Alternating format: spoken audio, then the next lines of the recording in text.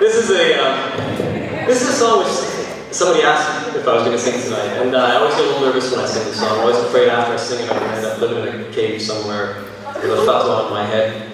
But it's a song which we're told, comes to us from the seerah of the Prophet ﷺ. If you've heard the song, then it might not be a surprise to you. If you haven't heard the song, I encourage you just to be patient as you listen to the story unfold. I love it. We'll see. It's a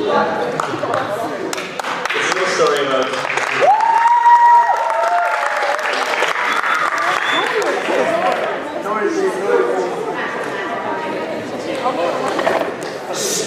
It would be such a pleasure to have you come along with me. I accept your gracious offer of kindness and company. But as we walk along, young man, and as you help me with my load, I have only one request. As we travel down this road, don't talk to me about Muhammad. Because of him there is no peace and I have trouble in my mind. So don't talk to me about Muhammad. As I travel down this road, I will get along just fine. That man upsets me so, far much more than you could know. I hear of his name and reputation everywhere I go. Though his family and his clan once knew him as an honest man, he's dividing everyone with his claim that God is one. So don't talk to me about Muhammad.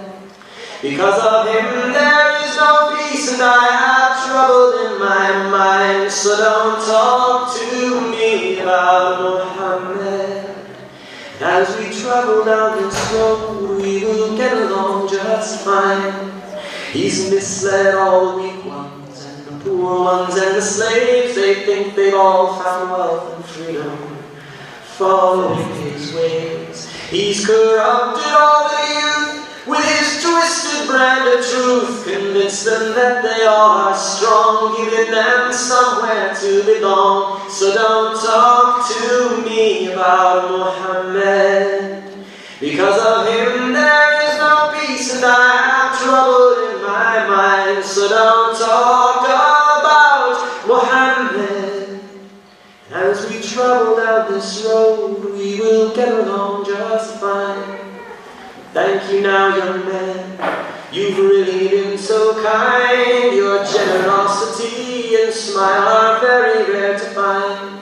Let me give you some advice, since you've been so very nice. From Muhammad stay away, don't heed his words or emulate his way. And don't talk about Muhammad. You will never have true peace, and trouble is all you will find. So don't talk about Muhammad. As you travel down this road, you will get along just fine. Now before we part and go, if it's alright just the same, may I ask, my dear young man, who are you, what's your name? Forgive me, what was that? Your words weren't very clear. My ears are getting old, sometimes it's difficult to hear. It's truly rather funny, though I'm sure I must be wrong, 'cause I thought I heard you said your name is Muhammad. Muhammad. Ashhadu an la ilaha illallah wa ashhadu anna Muhammadur Rasulullah. Talk to me, Muhammad.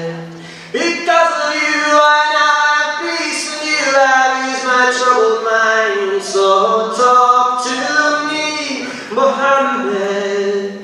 And as I travel down life's road, I will get along just fine. As I travel down life's road, I will get along just fine.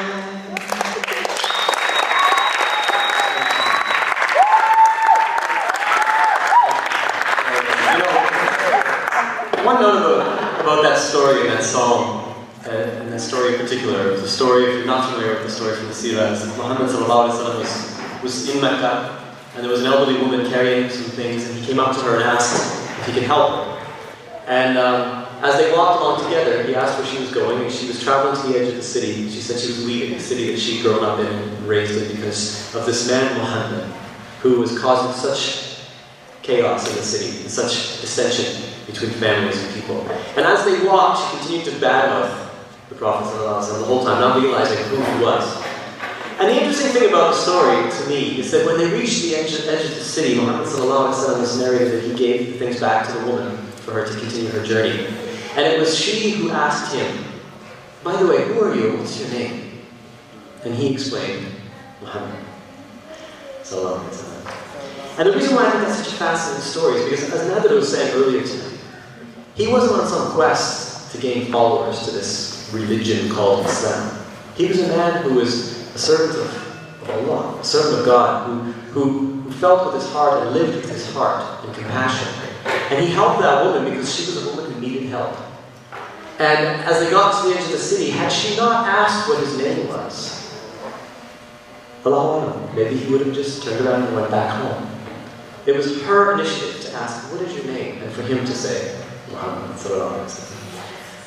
So in this effort of trying to raise funds for other people, we shouldn't be looking for reward. It's not about us. The Prophet ﷺ never made his mission about himself.